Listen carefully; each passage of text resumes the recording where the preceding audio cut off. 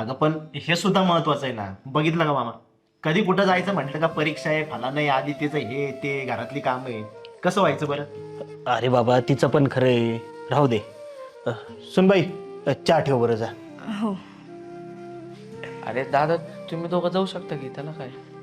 हे बघ योगेश, उगीच तिच्यावर चिडला तू.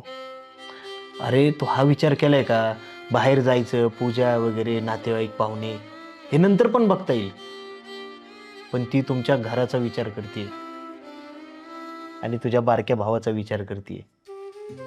अरे उलट मला हे बघून आनंद झाला.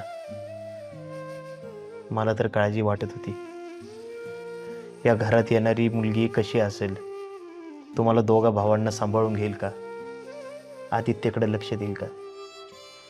पण ती उलट त्याची एवढी काळजी करते ना, हे बघून बरं वाटलं. आणि पूजेचं काय, चलता चलता तू येऊन जा आणि नंतर वाटल्यास परत सगळेच जण मुक्कामी या 4 दिवस. चुकलंच माझं. ए झाला का गजा? हो झाला झाला, आलेच. बरं मामा, बाकी काय मामी बऱ्या आहेत ना? बरे आहेत मग, आम्ही खाऊन पिऊन लठ्ठ.